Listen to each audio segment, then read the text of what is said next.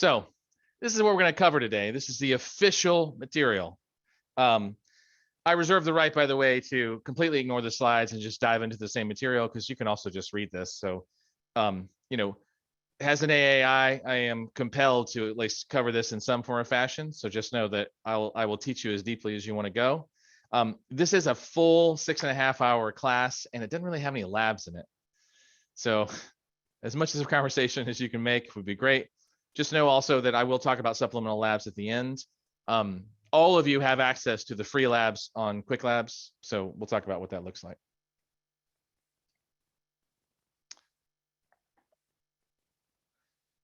Okay. Oh, the only thing I asked earlier, and Chris, I think you were the only one that missed this, is that the thing that I most want to know is I just want to make sure that you're not an expert in AWS. So you either should have zero experience or very little experience with AWS. Is that true for you, Chris? Just want to make sure. Okay, cool. Then you're in the right place. If you told me you were an expert, I was going to give you your money back and your time back, because this is going to be a boring class for you because you're already going to know everything I'm going to say. Okay, good. While I'm transitioning to the next slide, one thing I'd like to ask is that I'm curious if you would all post what your role is at your current job. What is your role? What do you do at your current position?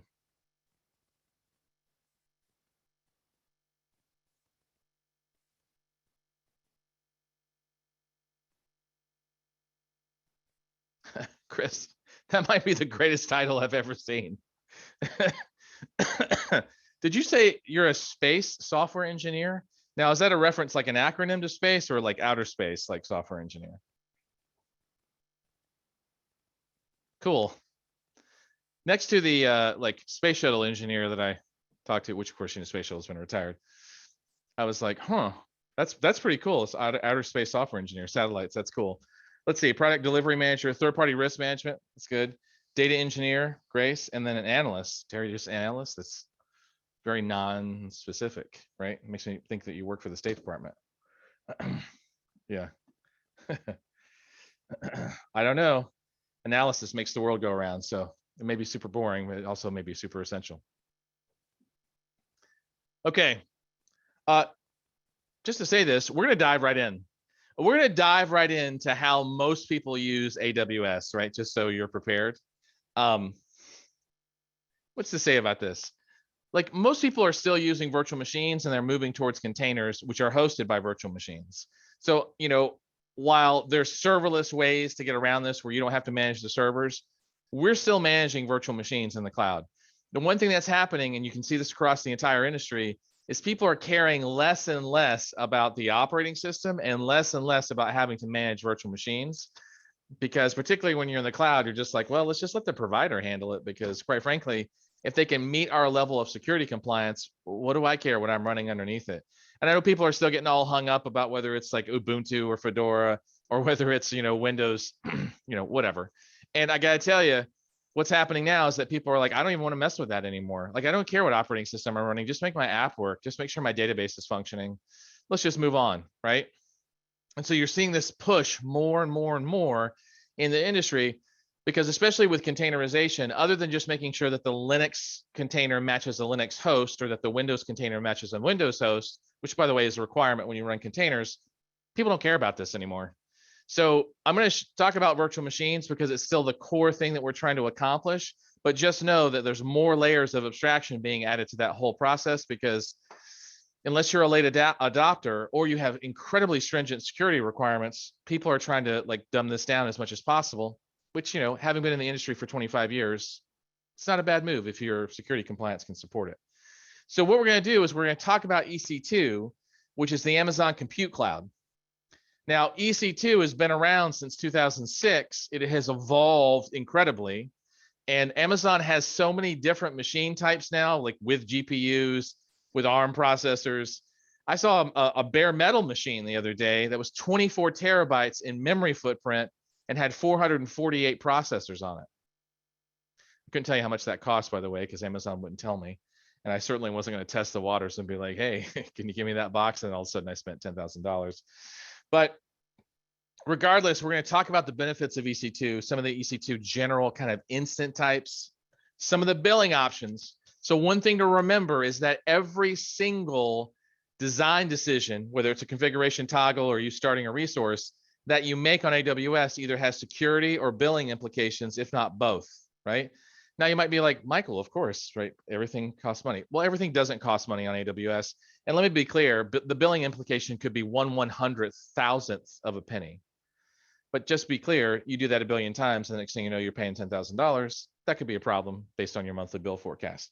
So we're going to talk about some of the EC2 billing options so you know how costing works, because you really do have to know how costing and to a certain extent how security works on AWS, because this is somebody else's infrastructure, right? We're also going to talk about some things that supplement AWS, specifically elastic load balancing, right? Specifically auto scaling, which those three things combined, auto scaling, EC2, and load balancing, to me are the secret sauce that make it so that the virtual machines on AWS are way cheaper than the virtual machines in your data center. It's just the way it rolls. Doesn't mean that they're more secure, by the way, but they are going to be cheaper.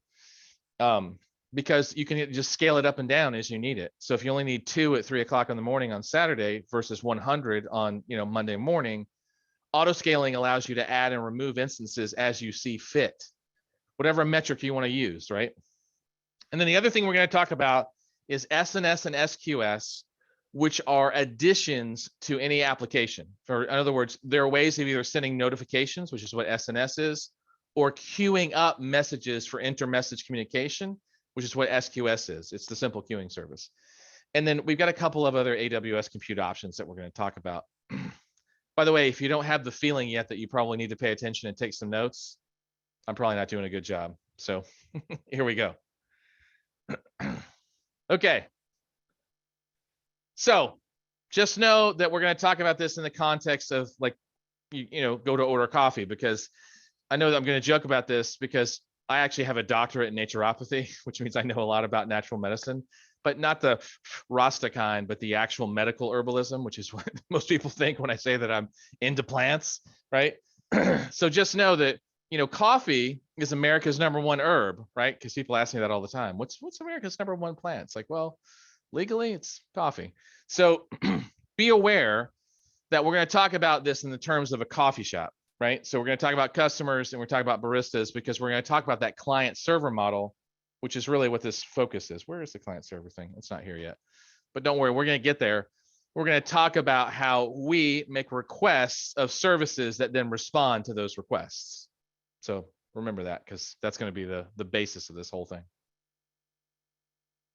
So let's talk about EC2, Elastic Compute Cloud. Now, remember, AWS loves its acronyms. Sometimes I forget that I haven't explained an acronym, and sometimes they just bring up slides like this and they don't explain what the acronym is. If you see me throw up a 3-letter word up there that's an acronym and I haven't explained it to you, please, don't get violent. Just say, hey, Michael, could you explain what SQS is? It's a simple queuing service. I just want to make sure, because, it's not always listed here. So I just want to make sure you know what they stand for, because then that tells you what the service is used for, right? Okay, EC2, real easy. Bottom line, virtual machines. What does that mean? It means that if you want to take your laptop and run a digital copy of it at whatever size you want, that's what EC2 is for. So if you want to run a Windows box that has 4 processors and 16 gigs of RAM, you can do that. You want to run a Linux box of whatever flavor you're deeply in love with, whether that's Ubuntu or RHEL or Debian or SUSE, or pick your flavor, right? Just to be clear, that usually the enterprise versions is what you can run. You could run that actually as a virtual machine. If you want to run a 32 gig, 8-core Mac OS box, you can do that. But let me be clear. EC2 only supports Linux variants, Windows variants, and Mac.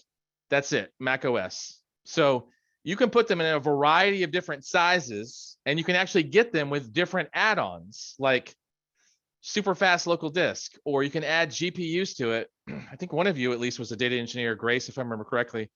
Grace, so you can add GPUs to your stuff if you need to, tensor cores, whatever you're looking for.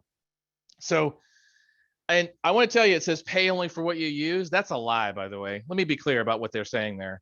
You pay for what you ask for. So if you ask for a 4-processor, 16 gig machine, and you only use it 10% of the time, you're going to pay for 100% of that box. So it's a little misleading when they say things like that, because it's really pay for what you ask for. So if you ask for a donut and you take one bite, you got to pay for the whole donut. Same thing here, right? So just be aware of that. Now, these systems typically boot in about anywhere from 30 to 60 seconds. They can go slower if you decide that you want to slow the boot process by putting a bunch of configuration information in the boot time. Or if you put it all in the boot image, which is called an AMI, Amazon Machine Image, then the system can boot really fast. These things boot so fast in some cases that I usually think there's a problem. Do note, that's general best practice. You want these things to boot as fast as they can. Because if somebody's panicking because the server's down, and you got to wait 10 minutes for it to come up, your support people are going to hate you. So don't do that. Now, here's how it works. You launch an instance. So let's say you launch a Windows box, and then you decrypt the RDP key and you log into that box using RDP. Remember that when you start a system, that system is a little independent of AWS. You have to log into it in order to manipulate it. If you start a Linux box, you get an SSH into that box. You start a Mac OS box, you're going to SSH into that box, okay? So you just use the instance. You install whatever software you want. Maybe the software is already installed because you put it into a boot image. But that's how it works. You launch it, you log into it, you use it. Or maybe you launch it and you don't log into it because it's already set up the way you want, and you just expose it to the world or expose it internally, whatever you want to do. Just a reminder that the internet is not a safe place. So if you decide to expose a box out to the world and just let anybody take a look at it, you're going to get eaten by piranhas. So please make sure you're hardening your boxes and you put firewalls and other appropriate security concerns in front of it. Don't worry. Amazon's going to give you plenty of warnings before you decide to stick a box right on the internet. All right, let's talk about the different types of EC2 instances. Because remember, these are just virtual machines. That's all they are. So imagine you got 3 employees and you have all 3 of them doing pretty much the same thing. But, you know, the first employee is probably better at, I don't know, making coffee. The second one's probably better at inventory. And the third one's better at handling the cash and negotiating with customers. So let's say that, you know, let's specialize them. Let's get them trained deeply into their particular roles. And that way we have people who are specialists who are really good at what they do, and they do it fast and they do it efficiently. Well, that's no different than what we do with virtual machines. We design virtual machines for different purposes. For example, if you're in the tech world, most likely, especially if you're a coder or data scientist, you're probably going to actually take a Mac OS box. If you're a hardcore sysadmin geek, you might take a Linux box. Or, you know, you might just use Windows because everybody's using Windows and it's really easy for enterprises to manage because they've had tooling for that for a long time. Regardless of what your desire is, just know that there are different types of boxes that are set up for different things. So we've got boxes that have a high ratio of CPU to memory. We've got boxes that are memory optimized, which means they have a really high amount of memory compared to CPU. We have general purpose boxes, which are balanced, which means they have a kind of a normal like 1-to-4 ratio of memory to the CPU. And that's what these boxes are. Now you might say, but Michael, how do I know what those look like? Well, let's just take a look at Google here for the win for just 1 second. So let's say I was out here and I was like, okay, you keep talking about AWS instance types. Wow, I even misspelled that and I still got that right. So let's go take a look at Amazon EC2 instance types. So notice out here that on their actual official documentation, they've got general purpose types, they've got compute instance types, memory optimized, and then they've got accelerated computing. Now, let me just tell you this right now. Accelerated computing is code for GPUs. So if someone tells you, hey, I'm using accelerated computing, that means they're taking GPUs. Now, some of you might be surprised by that. You're like, hold on, Michael. Wait, are we talking about this for like video gaming or like for like 3D rendering? Maybe. Actually, what we're really talking about, though, is mainly these are used for machine learning, right? This is for artificial intelligence and machine learning, as Chris pointed out, right? Oddly enough, GPUs are really great at certain types of calculations and are even faster than CPUs at doing it, right? Plus, you know, we're going to burn all your altcoin at, right? If you want to do a little Bitcoin mining, you're going to need some GPUs to do that. Anyway, I'm just joking. Don't do that in the cloud. It gets expensive. So notice that you see P4, P3, P2 DLs like G5s, G4s. So notice that these numbers refer to the family type. This is the type of EC2 instance that you launch. So let's say someone comes back to you and says, hey man, I just need a general purpose box. And you're like, okay, well, let's just use a T3 because that's an Intel based box. Sounds like that's good, right? Or you're like, that has like burst credits and other weirdness to it. So, can we, do like an M series? Absolutely. There's an Intel based box. There's an AMD based box. There's an M6i and M6A. And you may say, Michael, how much of this do I need to know for the test? 0. Okay. Just know that these little letter prefixes that come in front of these machines, they mean something. If someone says they're looking at an M5, you might know that an M stands for general purpose. Median is what I usually say. M stands for median. If they say, hey, I want a T4G, you might know that T also stands for general purpose. I also kind of substitute that for testing because that's like general purpose, right? If you want compute optimized, it's probably going to start with a C. If you want memory optimized, it's probably going to start with an R for RAM. If you want accelerated computing, it's probably going to start with a P or a G. I know there's other numbers in here, but I'm just making it easy for you. And if it's storage optimized, it's going to start with an I or a D usually. I for IOPS, D for data, right? So just know that like these are the general 5 types that you're going to of virtual machines that you're going to find in AWS. So let's say that we are logged into the console. And I think I'm a slacker because I think I got logged out of the console. So you get to watch me log into the AWS management console. Isn't that fun? Yeah, I got logged out.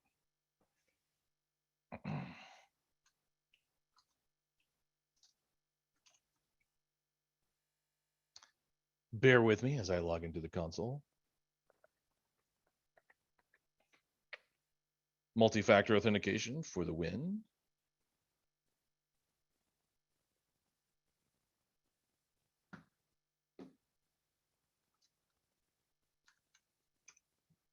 All right, so let's say we're logged in and we decide that we go to EC2.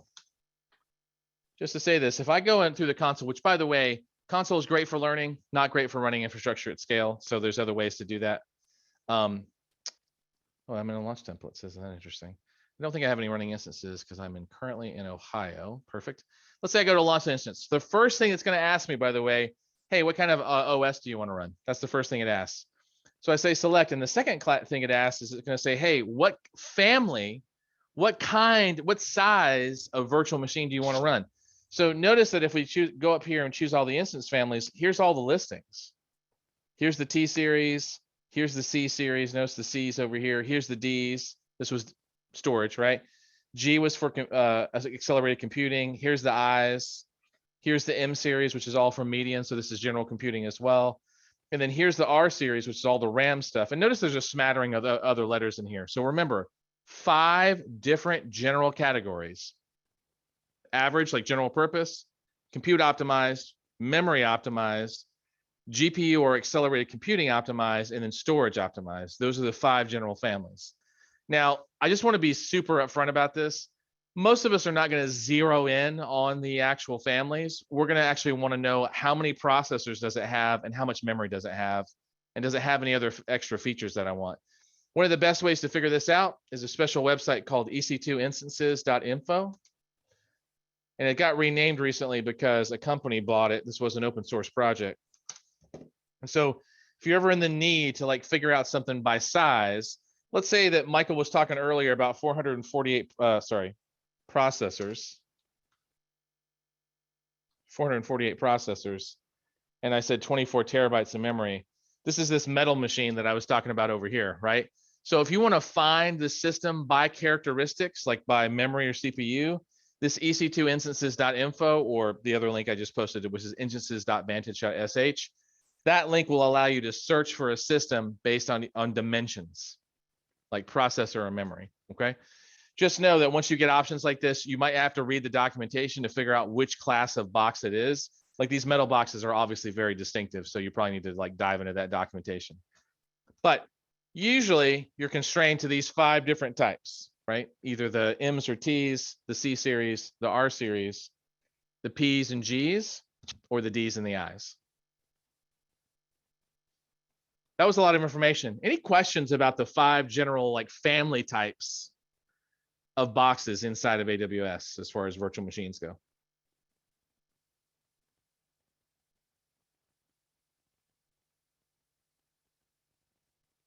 Cool. Okay. Let's take a run at this then. If I needed to be able to keep data in memory, right, which is ideal for high performance databases, which of these boxes would I choose? A, B, C, or D?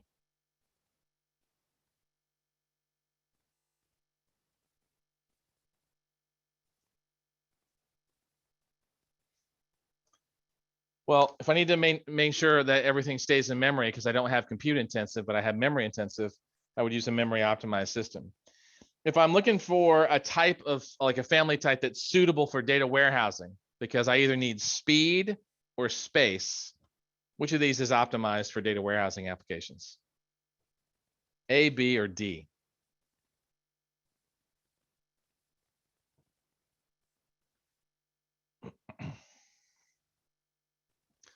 Well, remember that storage, right, is what I'm looking for here. I'm looking for a lot of size or a lot of speed, right, depending on what kind of, whether I'm doing OLTP or OLAP.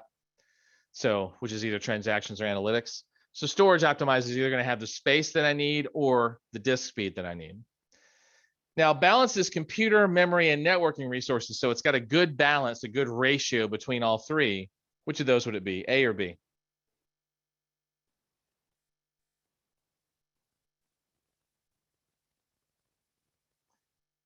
Good, that's right. Good for general purpose, right? Generally used for balancing things out. And of course, that leaves B, C for compute optimized, like we want high performance processors. Just to be clear, while the C series does actually have high performance processor capacity, just know that Amazon does offer a standard size of virtual processor available across all their virtual machines. The C series, those, has slightly more powerful processing capabilities. So those are the 5 family types. Do note that within the family type, there's t-shirt sizes. So if you run an M5, you can get a small, a medium, a large, an extra large, a 2X large, et cetera, et cetera. So just know that even within the family type, there's t-shirt sizing that allows you to go from at least small to sometimes 24X large. So just something to keep in mind. All right. Let's talk about some pricing options. So Amazon does offer some standard licensing options that you can use to figure out how you're going to pay for AWS. Now, how most people get started is they're like, look, I'm just going to pay retail price because I don't want to get into a contract with you, Amazon, and I don't want any discounts. I just want to test the water. So can I just like run a few boxes and then give them back to you when I'm done? So for example, there's no upfront costs, no minimum contracts, no minimum run. And by the way, if it's an unlicensed operating system, Amazon will charge you to the second, not to the minute. Even with Windows, in some cases, they're only going to charge you to the second. But if you use like SUSE, I think RHEL falls underneath this as well, you're going to be charged per minute billing. If you use Mac OS, by the way, it's a minimum of 6 hours. If you start that thing for 30 seconds, you get charged for 6 hours because Apple, love them or hate them, they have some interesting licensing requirements. So this is good if you just want to kick the tires and you're not running a workload for like, 7 months to a year or more. And then the other really flexible way to use AWS, let's say that you're running an M5 large and it costs you $1 an hour. But in that data center, let's say that Amazon has extra capacity because they can host 100 M5X larges, but there's only 50 being used. Amazon will offer the ability for you to gamble and say, hey, I will pay, 30 cents an hour instead of $1 an hour if you'll give me those unused boxes that you're sitting there, Amazon. If you accept that, then give them to me. And so Amazon allows you to bid on their unused capacity by setting what's called a spot bid price. And if it's if it's high enough, based on what Amazon's willing to like sacrifice in order to give you that extra capacity, you win the bid and you'll get the box for as long as the price, the bid like spot price, matches or stays below what you're willing to pay for it per hour. You can get up to a 90% discount by running spot instances, but Here is the catch.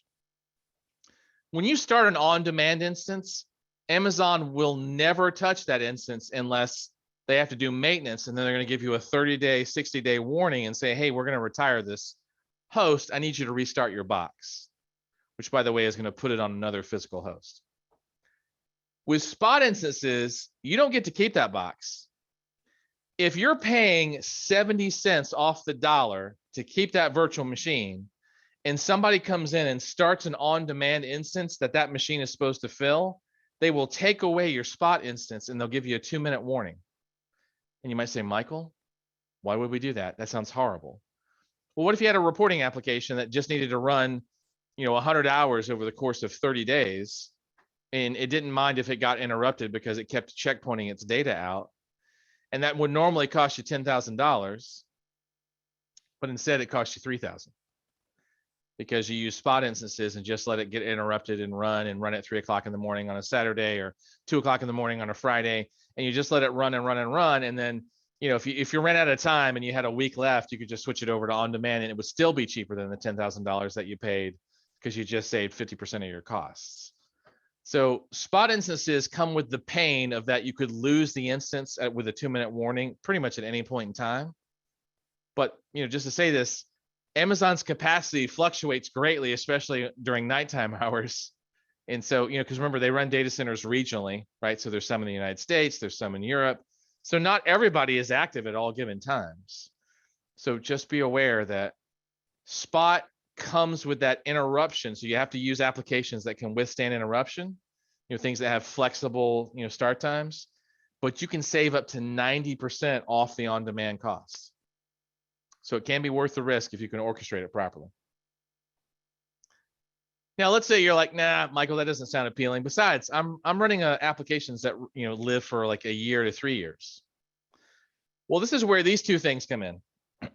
Let's say you're like, I got a project, it's going to run for 3 years. Well, there's 2 ways that you can get into a relationship with Amazon so you can save money, save the client money, and also keep that workload running. So one is called reservations or reserved instances. This is where you come in and you say, look, Amazon, I'm willing to commit to you that I'm going to pay for this instance for 3 years.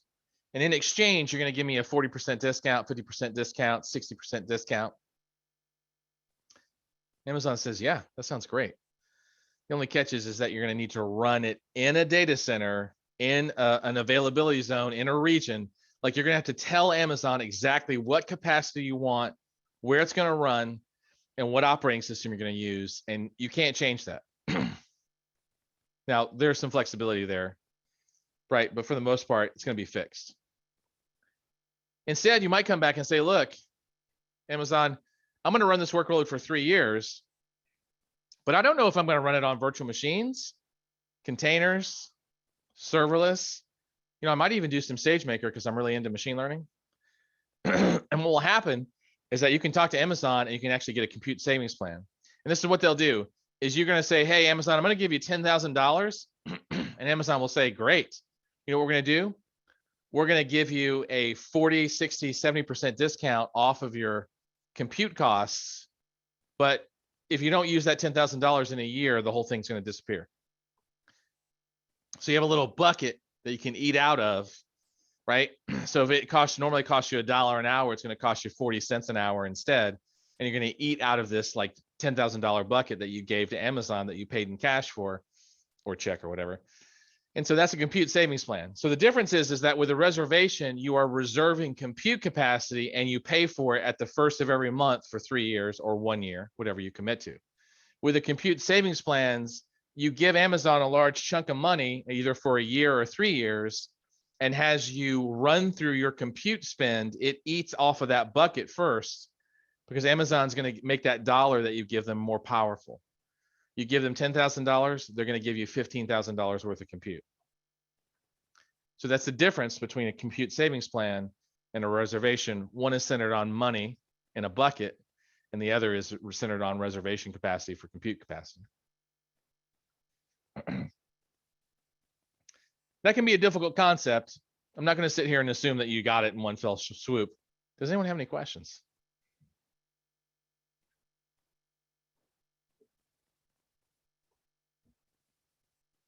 Main thing to remember, 1 or 3 year terms, right? Compute savings plans can go up to 66%. Reservations can get up to 70. Remember, if you want that level of discount, you got to go for 3 years and you got to give Amazon some money up front. They're willing to take your dollars now to give you a discount over the longer term.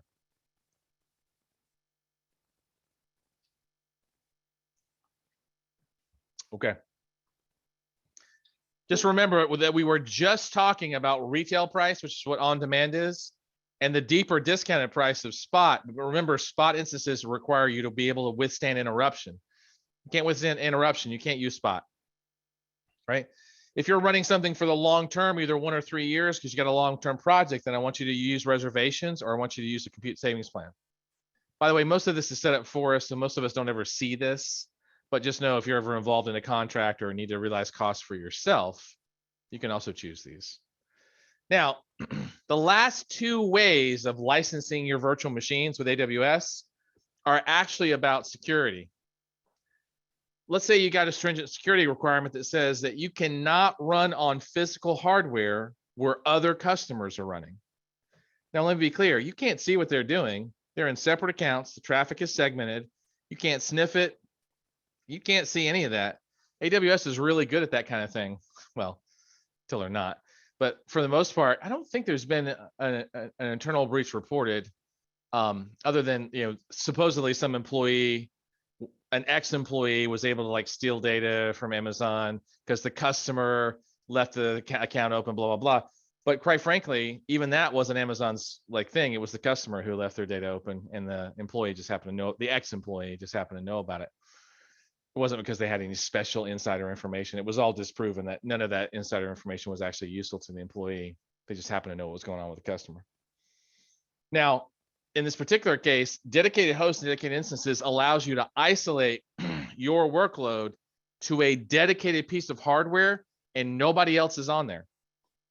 That might be useful for licensing challenges where it fingerprints the hardware and you need to stay on one box. It's also useful for security where you're like, this workload is so sensitive. Like our security governance says you cannot co-locate this with anybody else. Great, you can make that happen. I wouldn't say it's easily done, but it is done. So dedicated host, by the way, actually gives you a box where you can run multiple virtual machines. Dedicated instance also gives you a dedicated box, but that box is really tiny. It's actually the size of the instance. So if you ask for a 16 gig 4 processor system, they're actually going to put you on a 16 gig 4 processor like physical box. Dedicated host actually gives you a huge host for you to run multiple virtual machines. Dedicated instance only gives you 1. So, all right.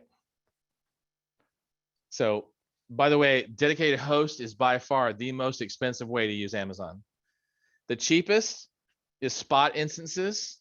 The next cheapest is going to be reservations. The next cheapest is going to be compute savings plans. The second most expensive is on demand. The first most expensive is dedicated host. Okay. So these are all EC2 licensing types, ways that you can pay for your EC2 instances. So then what's the difference between a compute savings plans and spot instances, right? Like time-wise, what's the difference between a compute savings plan in terms of like the duration of the infrastructure you're going to run versus spot instances? Anybody know that off the top of their heads?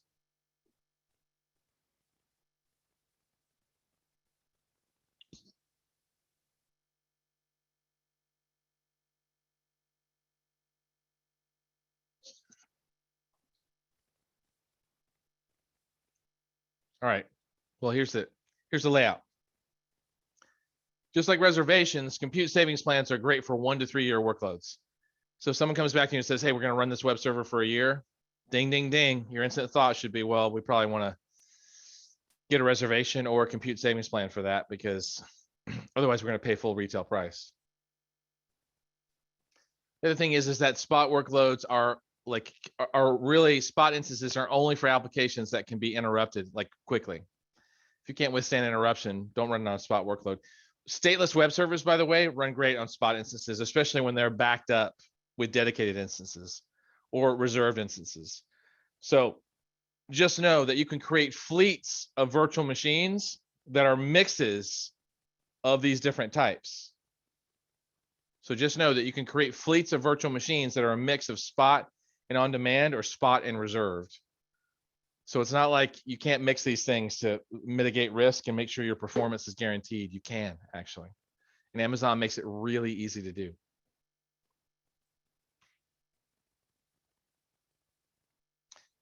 Questions of any type thus far?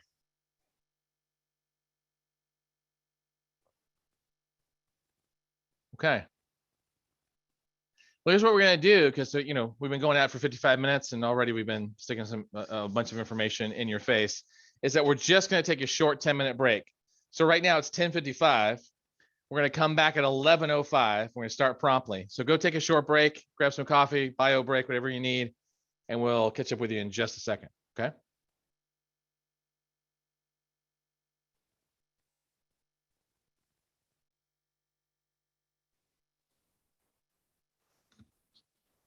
Welcome back, everybody. Okay. Any questions about anything we talked about as far as licensing, family t-shirt sizing with EC2 instances, virtual machines, those pieces? Okay. All right. Let's talk about this last little piece then. We're definitely going to cover this module and probably a fraction of the next one before we take lunch. So we got about 55 minutes. So let's talk about an adjunct. So if, let's say you're in the space where you want to launch a virtual machine and you need to run two of them because Amazon recommends that you run one in one data center and another in one data center. And you want to make sure that they can elastically add more instances or delete instances based on the number of users who are hitting your website. This is where autoscaling comes in. Autoscaling is like the expansion and contraction sauce that allows you to add more EC2 virtual machines or remove EC2 virtual machines based on certain metrics, time of day, or other conditions. So if demand is low, you might only have one barista for every 2 customers. But let's say all of a sudden 4 customers come in, one barista isn't going to cut it. You're going to need 2. But like, what happens if how do you add a second barista? Like, how do you add another virtual machine? Well, the idea here is that we want demand to be just behind capacity. So we want to make sure our capacity is elastic because demand could be very dynamic. We could have a website where we don't actually know whether we're going to have 100,000 users concurrent at one time or 200,000 users concurrent at one time. So AWS autoscaling is designed to help you with that. And autoscaling, by the way, exists for more than just EC2 virtual machines, but that's our primary focus today, right? So with this, by the way, what this means is that, for example, you could say, look, I need 10 machines active at any given time, even at 3 a.m. on Saturdays. But then you could scale up to a maximum of 1,000 boxes or some other number that makes sense to you. And what it will do is, let's say we do this off of latency. So we don't want users to have a long wait time. What will happen is that autoscaling, every time latency crosses a certain number, it'll keep adding boxes based on whatever policy you specify, or it will take boxes away if latency is like 10 milliseconds, which maybe that's not what you want to pay for. So autoscaling allows you to set your minimums, your maximums, and what your desired is, what's your metrics that you want to scale on. And by the way, it can be many different metrics. It can be multidimensional. You could say, I want latency. I don't want CPU utilization to get 100%. I don't want to run out of memory. I don't want to overpower the disks. I don't want to overpower the network. You could have 15 different metrics that you want to qualify against. And that's what autoscaling does, is autoscaling allows you to expand or contract based on whatever thresholds or alarms you set. Now, here's the other problem, though. What if everybody's talking to one barista and you got another barista that's not doing anything? How do you balance the workload? Or better yet, how do you hide the baristas? Because do you really need to know how many baristas they have on the back end as long as they're servicing your order appropriately? Like, I don't care if you're running 5 or 1,500 web servers, but if you respond to me within 100 milliseconds, I'm going to be pretty happy. So a load balancer's job is to make sure that user requests are balanced against all available resources. Load balancing, elastic load balancing in particular, is the name of the AWS services. They're called ELBs. Elastic load balancer's job as a network device is to just kick traffic across all available resources that are healthy. So if it's a low demand period, you got 2 boxes, send the traffic to 2 boxes. If it's a high demand period and you have 4 virtual machines on the back end, send it to all 4 virtual machines. You don't have to hold back, right? So just know that this is what the load balancer does. That little purple box in the center it's not a single network device. So don't be fooled, because these things in Amazon look like they're single points of failure. They're not. Don't get me wrong. Virtual machines are a single point of failure, but most of your networking devices in AWS are not single boxes. They're actually multiple boxes, but they look like one. And so this isn't a single point of failure, but what this does is this directs traffic across all of your data centers in a region, not outside of a region, but in a region. Don't worry, I'm going to talk about what regions are in a second. But just know that right now, elastic load balancers do local traffic distribution. In other words, they distribute traffic across all your boxes in a set of data centers in a major metropolitan area. So, sorry, did you advance the slide from the title slide, or is it just me? wow, I'm doing a horrible job of that today. Let's back up maybe, because I just talked about all that stuff, and then you're like, what is he talking about? Let's go back, because I'm like over here thinking I'm telling a great story and everything's frozen, I guess. Okay, so auto scaling, right? So auto scaling is the one that adds and removes EC2 virtual machines based on metrics you specify, right? Demand's low, you just need 1 barista. Demand's high, you might need 2 baristas. Gets even higher, you might need 10 baristas, right? Now, again, capacity and like demand for capacity, like performance, need to be like just like in lockstep with each other. Capacity needs to stay ahead of your demand, but it also needs to fall when demand falls. This is what auto scaling is for. Is auto scaling is built to either give you more capacity as demand increases, or shrink capacity as demand shrinks. So minimum number of servers, maximum number of servers. And you might say, Michael, why do I need to set a maximum number of servers? Because what if some rogue agent comes in and decides that they're going to spam your website with false traffic? You don't catch it in time, that you spin up 10,000 boxes. So just know that's one way, by the way, to disrupt a service, is to financially disrupt it. So that's auto scaling. Auto scaling adds and removes EC2 virtual machines as you need it. Load balancers are used, like I said before, just to like balance workload. So if there's 2 baristas and most of them are going to one versus the other, what if we needed to actually make that more streamlined? Because if I add a bunch of boxes to a system, like 2 versus 4 or 4 versus 100, how do I make sure the network traffic goes across all 100 boxes? That's what a load balancer is for. It's a network termination point where the traffic hits the load balancer and the load balancer redirects it actually to whatever boxes are available. So that's it's the function of elastic load balancing with auto scaling. They're typically put together so to make virtual machines elastic, but also to hide away the number of virtual machines that you have for like a website or whatnot.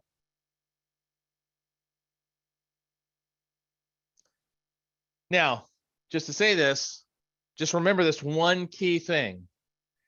If you are adding or removing virtual machines, that's auto scaling. If you are managing the flow of traffic, either to an auto scaling group or just to a host of virtual machines, if you're managing traffic, that's an elastic load balancer. So with that in mind, let's see if we can answer these questions. Is this auto scaling or elastic load balancing? For example, if I want to remove unneeded Amazon EC2 virtual machines when demand is low, is that auto scaling or is that a load balancer? Is that an ELB? Which one is it?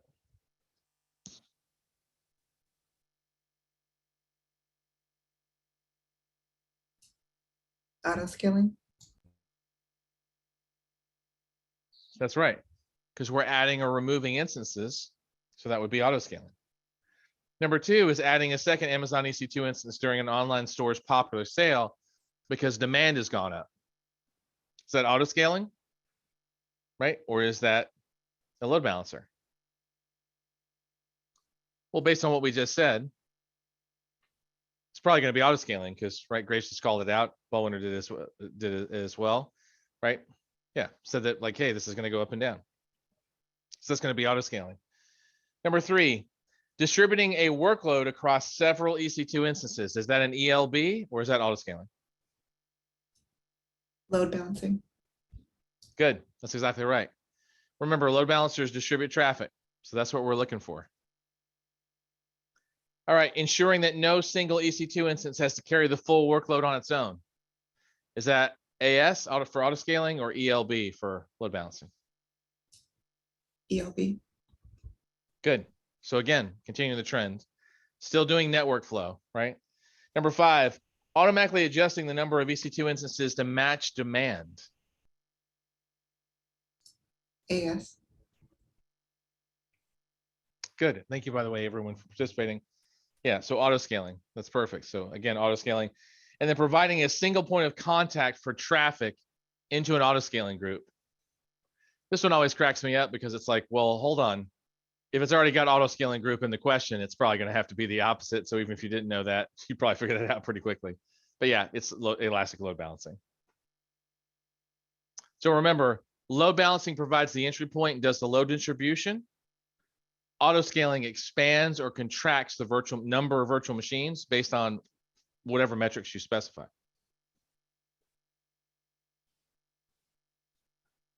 Okay, so just to review, we've talked about the different like EC2 family types. We talked about the EC2 licensing types.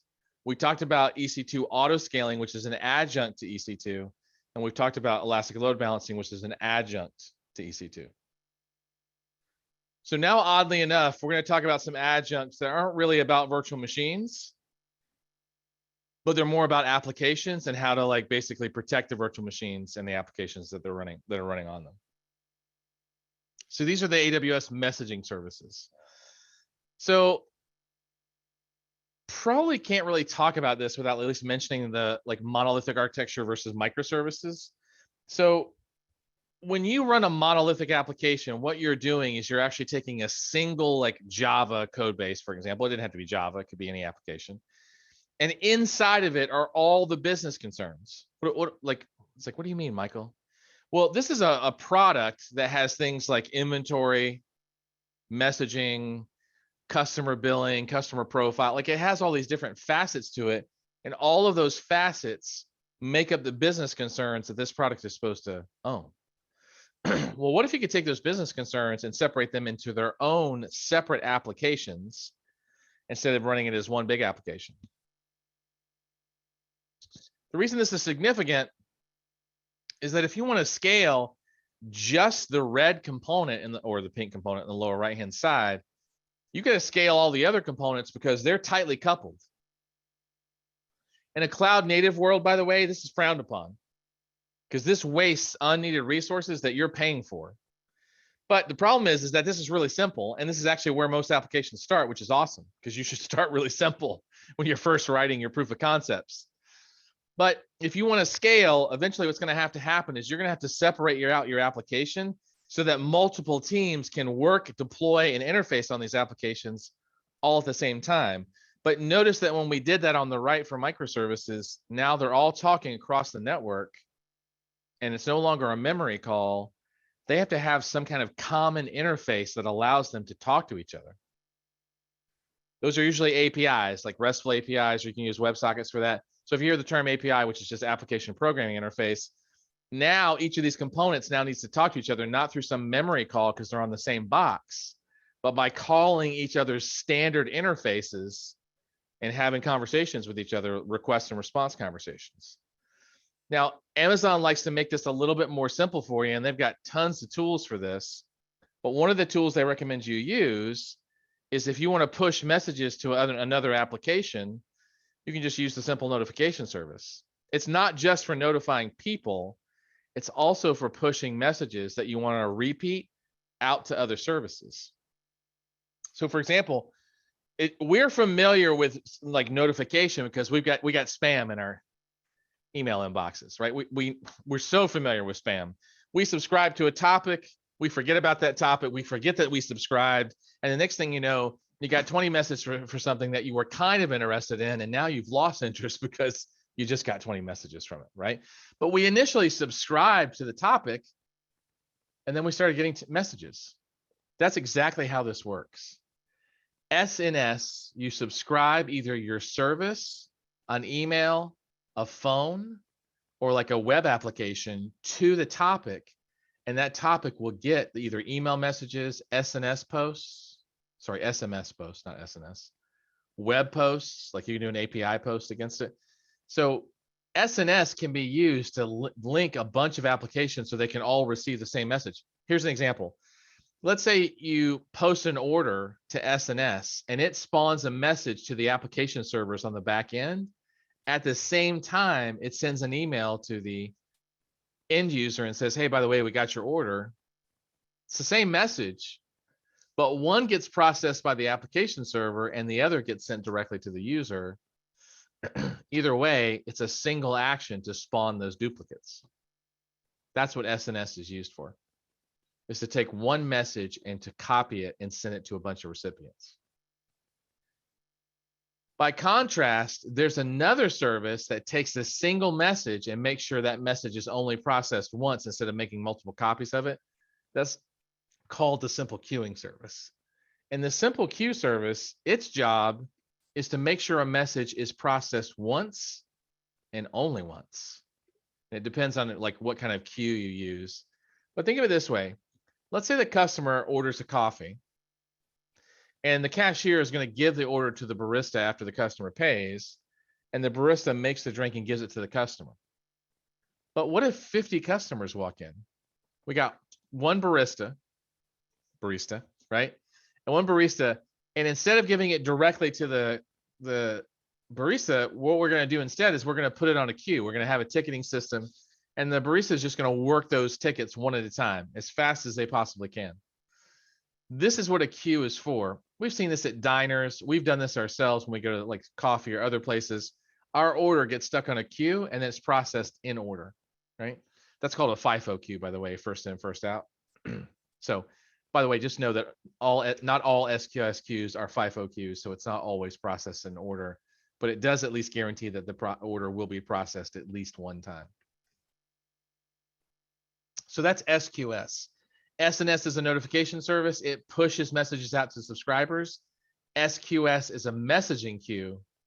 So subscribers have to go to the queue and say, hey, do you have a message for me? So one is a push model, the other is a pull model. So just know that SNS and SQS are services that can be used to, has adjuncts to your application. So you can facilitate abstraction layers for app-to-app communication. Okay, so this is for app-to-app communication, really. Now, all of that was either about virtual machines or it's about either messaging buses and notification systems that you can use between applications. Amazon does have serverless compute options, but before I go forward, does anyone have any questions about SQS or SNS or about elastic load balancing and or autoscaling?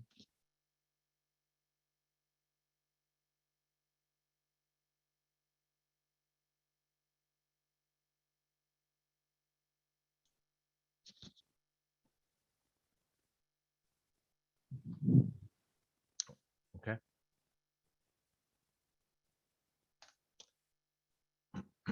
By the way, if you ever see the word serverless, here's what I want you to think. The word serverless, here's what I want you to think.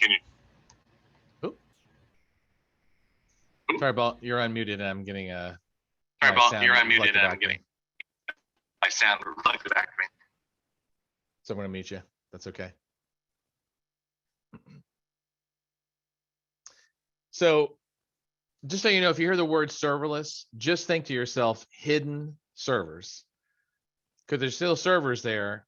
The difference is that you're not administering them. AWS is doing it, okay? So if someone tells you something serverless, just know that somebody's administering servers, you're just not doing it. Now, with serverless computing, right, which is different than obviously the virtual machines we were just talking about, with serverless computing, you're at the highest level of abstraction. So you're not at containers, you're not at virtual machines, you're at serverless, which means you don't even like pay attention to the servers at all. Instead, what happens is you just take your code, you upload it up to AWS, and you answer a few questions about how, what your triggers are and what you want it to run and all this other stuff. And that's it. Amazon takes care of anything else. And you only pay for it when the thing is running. So if it only runs 1,000 times and it runs at 100 milliseconds every time, then you're paying 1,000 times 100 milliseconds, and that's it. You're not paying for a running operating system. You're just paying for when your code runs. So you upload your code, set your event trigger, and then the code only runs once it's triggered based on permissions that you give it. And you, again, only pay for the size of the application and the time that you asked it to run for.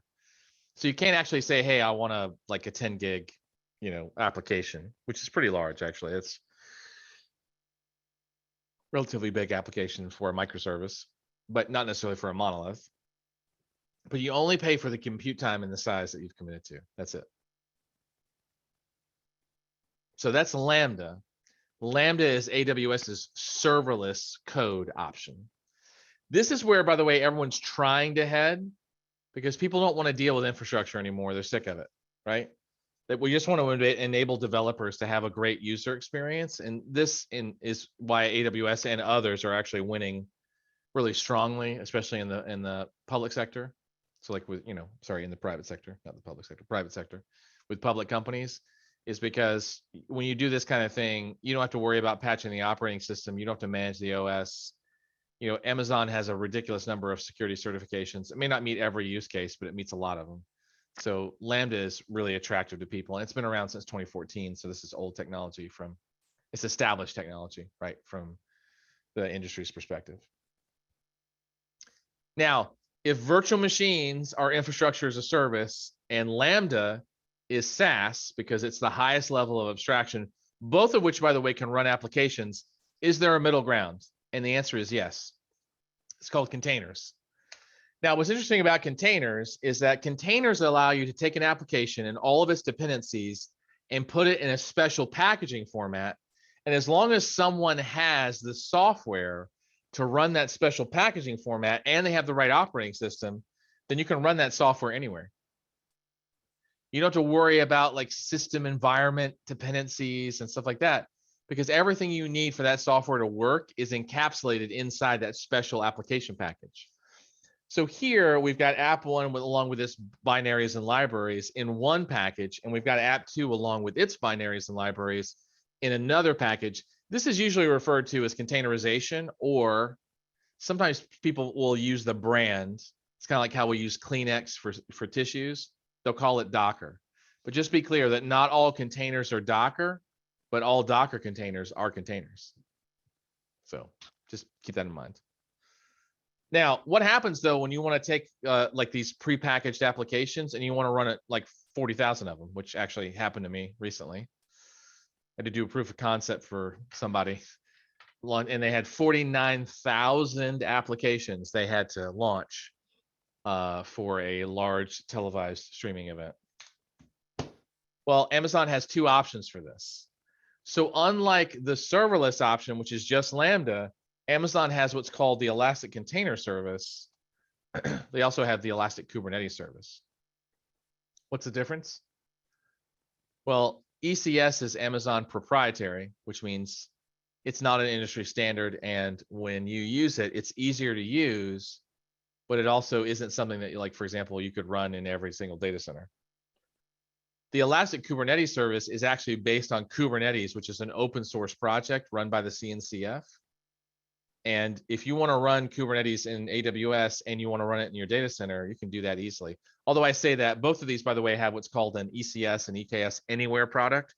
You can actually pull these systems into your data center and run them there if you really want to. So that's kind of an unusual thing that came out within the last year. Both of these container services run off of virtual machines. If you want to manage your virtual machines, you can do so. If you don't want to manage it, there's a product called Fargate, which also stands for serverless. Why didn't they call it serverless? I have no idea. It's really weird, actually. I think someone loved Stargate and maybe Farscape and decided to combine the words together so they could avoid copyright infringement. But otherwise, I'm like, I don't know why they called it Fargate. It makes no sense. That's not an industry term. But basically what this is, by the way, it's a serverless version of these two applications, meaning there's hidden servers, but you don't manage them.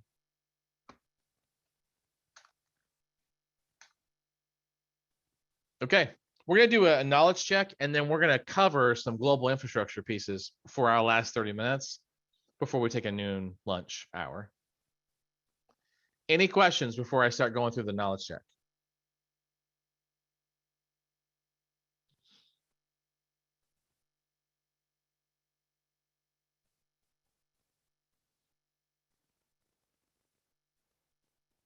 Okay. All right, A, B, C, or D. A customer wants to use an Amazon EC2 instance for a batch processing workload, which, by the way, is going to be number crunching, right? Which Amazon EC2 instance type should they use if they want a lot of processing power?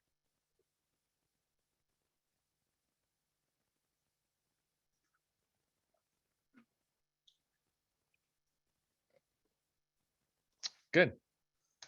Chris, you said B for compute optimized. That would be correct, right? You need a lot of processing power. You don't want one that has a stronger processor. Good. What are the contract length options for Amazon EC2 reserve instances or the compute savings plans? What are the two time delineations that I made a big deal out of? I'm gonna pick two here.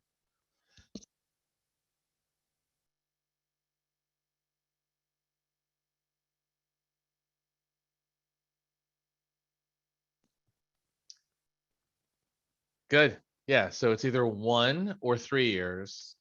But I have to say, if you're going to run your workload for like 8 months, or you're going to run your workload for like 30 months, those are breakpoints where you should probably just go ahead and buy the reservation, because it's still going to be cheaper actually for you. All right. Good. All right.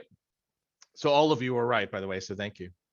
A customer has a workload that will run for a total of 6 months and it can withstand interruptions. What's the most cost efficient option? So remember I said this, if it can withstand options, it's going to be one of these types that's going to fit it perfectly.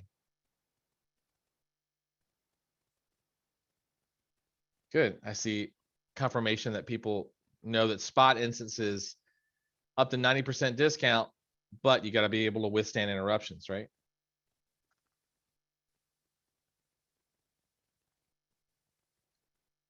Okay. So a customer wants to give users messages for specific topics to which they have subscribed. Which of the services in that list below uses a subscription model with users?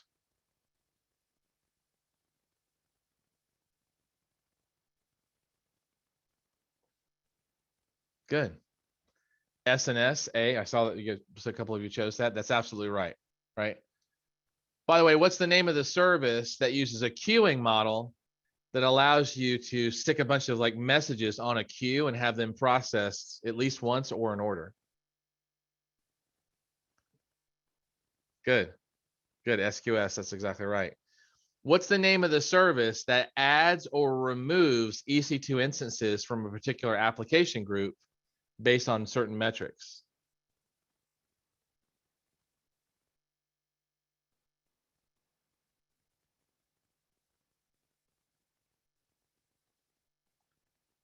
Good. So I see auto scaling. Yep. What's the name of the service that basically allows you to be a focal endpoint for network traffic and then in turn redistributes that traffic to whatever is available on the back end? Excellent. Okay. Yeah, elastic load balancers. Cool. What's the name of AWS's completely abstracted application hosting model where you don't have to manage any servers at all?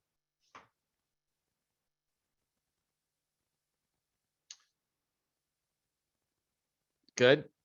It is serverless, but what's the name of the AWS service?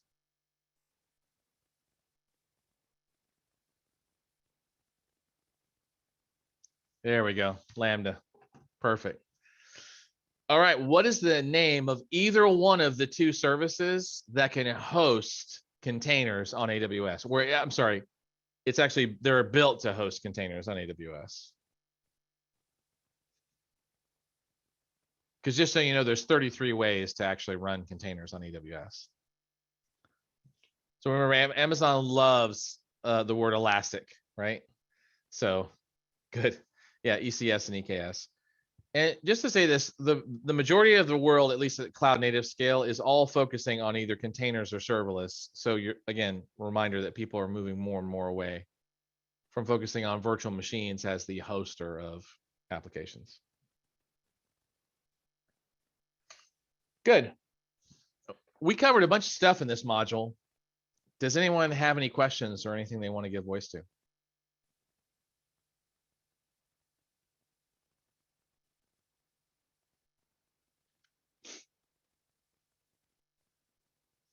Okay. Well, thank you for sticking with that. I'm actually going to stop the record.